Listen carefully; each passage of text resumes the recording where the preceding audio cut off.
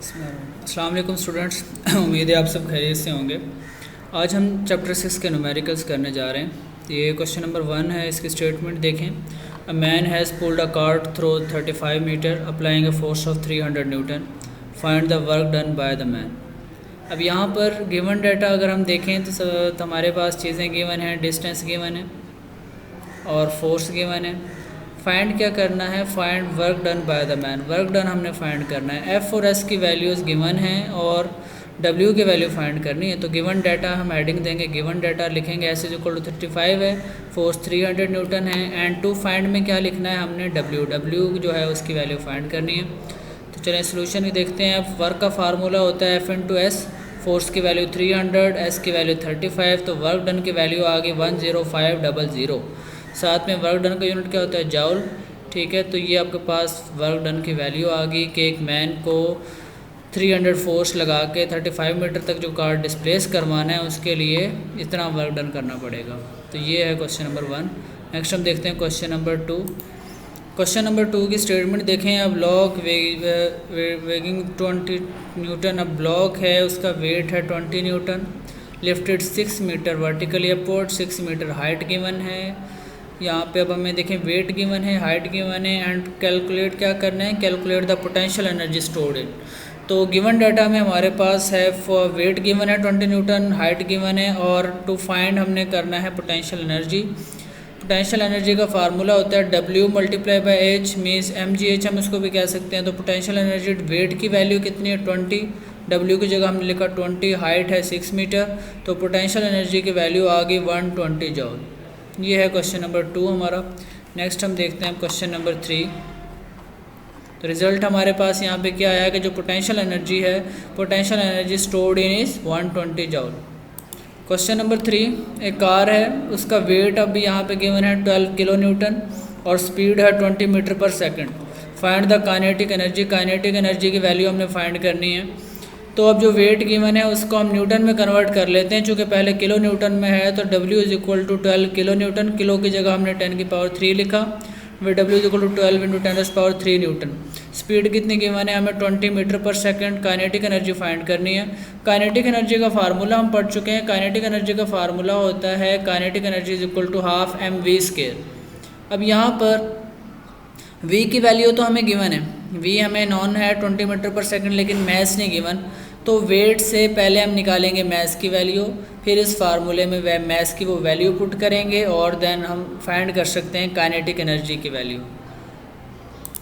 तो अब यहाँ से वेट वाले फार्मूले से जब मैस की वैल्यू निकाले, W होता है equal W is equal to mg। Mass निकालना हो तो W/g, W की वैल्यू लिखनी है 12 इंटू 10⁻³ डिवाइड करना है g की वैल्यू जो कि 10 होती है।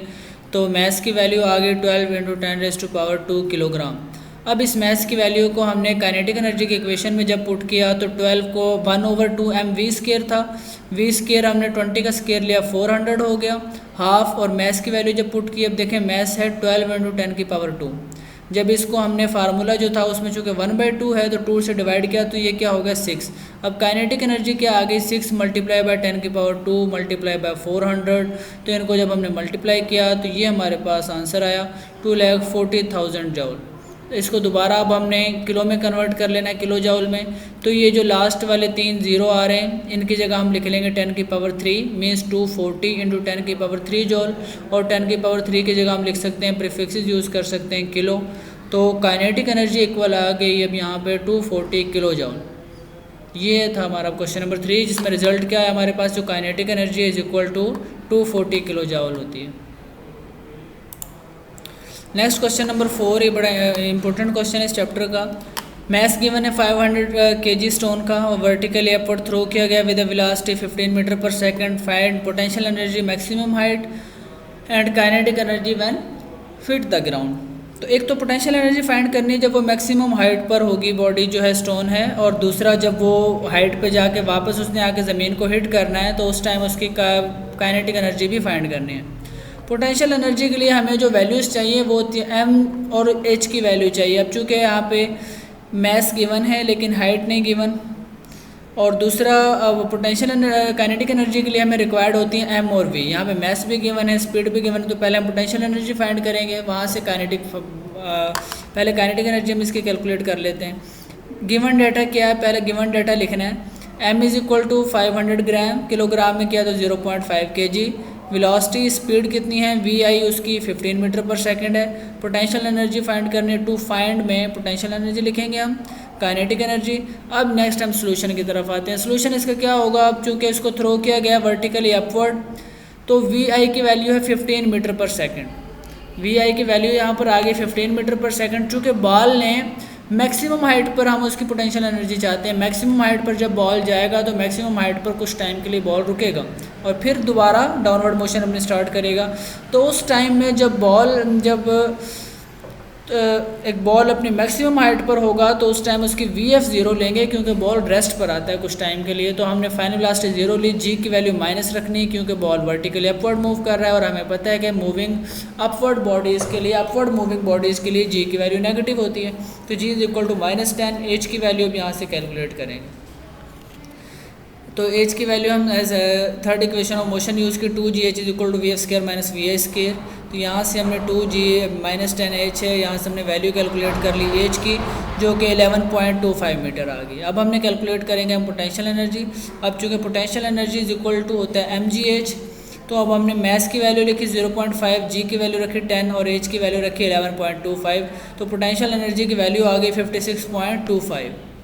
अब इसमें देखें यहाँ पर अब क्या होगा, अब चूँकि जब बॉल मैक्सिमम हाइट पर है, मैक्सिमम हाइट पर उसके अंदर जो एनर्जी है वो पोटेंशियल एनर्जी है। फिर जैसे जैसे बॉल डाउनवर्ड मूव करेगा उसकी पोटेंशियल एनर्जी कन्वर्ट होगी काइनेटिक एनर्जी में।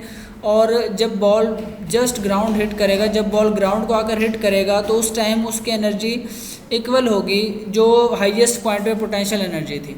मींस हाईएस्ट पॉइंट पर जो पोटेंशियल एनर्जी है वो ज़मीन को हिट करते वक्त काइनेटिक एनर्जी के इक्वल होगा। तो जितनी पोटेंशियल एनर्जी की वैल्यू आई है वही काइनेटिक एनर्जी की वैल्यू होगी। तो हम लिख सकते हैं कि काइनेटिक एनर्जी इक्वल होगा 56.25 के। ये हमारा क्वेश्चन नंबर 5 था। नेक्स्ट हम देखते हैं, नेक्स्ट क्वेश्चन है, और reaching the top of slope 6 metre height from the bottom, the cyclist has speed of 1.5 metre per second, find the kinetic energy and the potential energy of the cyclist, the mass of cyclist and its bicycle is 40 kg। अच्छा, सबसे पहला काम given data हमने लिखना होता है। तो अब यहाँ पे देखें गिवन क्या है, एक तो हाइट गिवन है 6 मीटर, स्पीड गिवन है 1.5 और मैस गिवन है 40 kg। तो गिवन डाटा में हमने ये लिख लिया। देन हमने लिखना होता है टू फाइंड में हम लिखेंगे kinetic energy and potential energy, दोनों की वैल्यूज़ जो हैं वो हमें कैलकुलेट करनी है। अब यहाँ पर टू फाइंड में देखें काइनेटिक एनर्जी और पोटेंशियल एनर्जी की वैल्यूज़ हमने फाइंड करनी है। नेक्स्ट सोल्यूशन, काइनेटिक एनर्जी का फार्मूला लिखेंगे जो कि इक्वल होता है हाफ mv², हाफ ms की वैल्यू लिखी हमने 40 मल्टीप्लाई बाय v का स्केयर लिया 1.5 का। तो जब हमने इसको सॉल्व किया तो देखें जो 40 था वो 2 से डिवाइड होने के बाद आ गया 20 और 1.5 का स्केयर आ गया 2.25। इनको जब हमने मल्टीप्लाई किया तो काइनेटिक एनर्जी की वैल्यू आ गई 45 जॉल्स। इस तरीके से जो पोटेंशियल एनर्जी है उसका फार्मूला होता है mgh, मैस 40 है, g की वैल्यू 10, हाइट हमने 6 रखी। तो यहाँ से फिर पोटेंशियल एनर्जी की वैल्यू हमारे पास आ गई, जब मल्टीप्लाई किया हमने तो पोटेंशियल एनर्जी की वैल्यू आ गई 2400 जॉल्स। तो ये दो वैल्यूज़ हमने कैलकुलेट करनी थी, काइनेटिक एनर्जी की एंड पोटेंशियल एनर्जी की। तो वो वैल्यूज़ हमारे फाइनल आ गए। तो रिज़ल्ट हमारा क्या है कि जो पोटेंशियल एनर्जी है वो 2400 जॉल है और काइनेटिक एनर्जी 45 जॉल होगी साइक्लिस्ट की। ओके बच्चों, ये आज क्या हमने न्यूमेरिकल करने थे। पहले 5 न्यूमेरिकल हमने किए चैप्टर 6 के। इन न्यूमेरिकल्स को अब आपने अपनी नीट कॉपीज़ पे नोट कर लेना है, तो इनकी प्रैक्टिस करें अच्छे तरीके से। और साथ साथ इसको आपने लाजमी करना है कि नीट कॉपी इस पर लाजमी लिखते जाएं साथ इसको, ताकि आपके पास नोट्स की फॉर्म में सेव रहें डेटा। तो वीडियो आप इसके साथ साथ इसको नोट कर लिया करें, चाहे एक दफ़ा या वीडियो स्टॉप करके आप नोट कर सकते हैं अगर स्पीड आपकी कम है लिखने की। तो ओके बेटा, अब आपने अच्छे नोट करके इनकी प्रैक्टिस करनी है। बेस्ट ऑफ लक, अल्लाह हाफिज़।